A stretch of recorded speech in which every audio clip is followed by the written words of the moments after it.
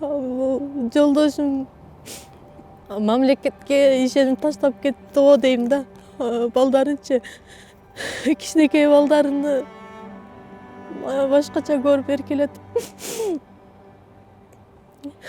күлүп жайнап жашап атып эле балдарым тап деп эле таппай калды да атасынчы. Атасын таппай калып эле ошондон бери эле тиги Ислам байкуш балам көчөдө да мен мененчи. Бул Баткендеги акыркы куралдуу кагылышууда каза болгон чек арачы Мирлан Ниязовдун жубайы. Ниязовдун артында жубайы жана 3 баласы калган. Учурда Сатина Лайлиева балдары менен туруктуу баш калкалоочу жайы жок Бишкектеги кризистик борборлордун биринде жашап жатат. Кичинекей балдар менен квартиралап жүрүш аябай кыйын Бишкектечи. Атасы болсо бир жөн бала болчу да. Мен өзүм атам да мен 11 жашымда өтүп кеткен. Мен өзүм да атасыз чоңойгом. Мен өзүм атам болгондо дагы может бир жерде 2 комната үй салып туруп может отургузуп коймок да кел балам депчи. Буга чейин бийлик соңку чек ара жаңжалында каза болгон аскерлердин үй бүлөсүнө бирден батир тапшырган. Анда тизме боюнча Ниязовдун үй бүлөсүнө да берилген. Бирок убадыланган батир Ниязовдун жубайына эмес, анын апасына берилип калган. Бийлик Ниязовдун биринчи турмушунан да баласы бар деген негизде үйдү анын апасына беришкенин айткан. Ал эми Лайлиева 3 баласы менен Баткендеги 20-22 аскер бөлүгүнө тиешелүү авариялык абалдагы үйдө жашап келген. Балдарына баш калкалоочу жай сурап барбаган жери калган эмес. Андан кийин эле анан уже мага чалышып айтышты да. Тиги үйдү кайненеңе бердик. Биринчи жашоосунан баласы бар турбайбы депчи.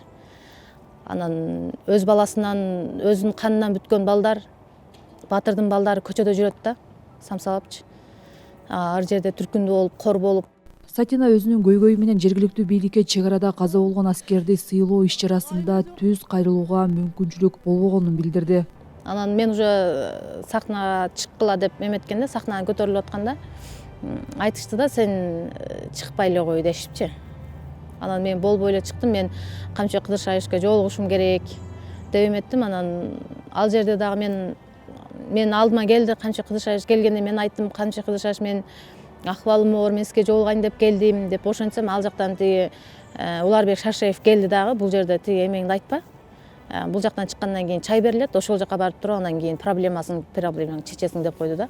Ага чекти эле анан бирөөлөр келип туруп тиги спонсор чыкты деп эметти. Анан мен ойлодум да, үй берилип калат депчи. Үй берилип калат деп андан чыгып эле мен чайга да барган жокмун. Сатинанын айтымында Бишкектен табылган демөөрчү аны убактылуу батирге жайгаштырып, кийинчерээк үй берүүнү убадылаган. Бирок Сатина убактылуу жашаган жайдан чыгарылып, убадыланган батирден дайын жок болуп жатканын билдирүүдө. Башында ошол бир үй эметип берген, анан ал жерден дагы чыгарышты. Кызымды төрөп неметкичекти ал жерде бир үйгө коюшуп, карашып эметип атышкан. Убактынчалуу жашаган, андан кийин ошо кызым төрөп эметкенден кийин ал жерден дагы чыгарышты да, үйдүн ээлери чыгарып эметишти. Анан айла жок, башка квартирага барып эметтим. Анан аз гана алган компенсация акчам дагы ошол квартиралап кетип, чек арадан 21 миң алам. 18 миңден квартплат берип аттым. Анан балдарым аз кичкей болгон үчүн ооруп калып атты да көп элечи. Лайлиеванын айтымында Бишкекте батирдин баасы өтө кымбат. Ага чек ара кызматынан алган 20 миң сом жетпейт. Ошондуктан 3 баласы менен кризистик борборго барууга аргасыз болгон. Анын кичүү кызы колунда болгондуктан жумушка чыгууга мүмкүнчүлүгү жок. Барарга жер жок. Аргасыздан ошо Сезим кризис борборуна кайрылып, ошол жерде жашап калдым да акыры. Бирок ал жер дагы убактынчалуу да. Квартиралап жүрөм, аябай көп жерге көчтүм.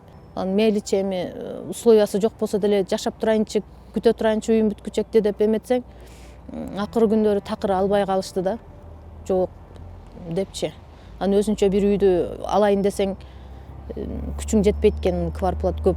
Сатина Лайлиеванын айтымында ал үй маселесин чечүү үчүн бир нече тиешелүү кызматка кайрылган, бирок андан майнап чыккан эмес.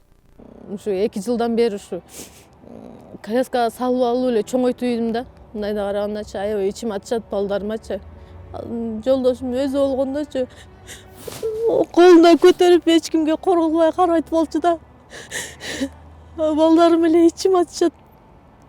Кыйналып кетти деп аларды көрүп мен кыйналам. Алардын кыйналганын көрүп мен өзүм кыйналып кетем. Жеген тамагым бир эме өтпөйт. Канча Кыдыршаевич сураныч сизден мага жардам берип коңуз. Мен бир эле ишенгеним Алла Таала менен ошо сиз эле калдыңыз. Акыркы үмүтүм ушул сизден сураныч.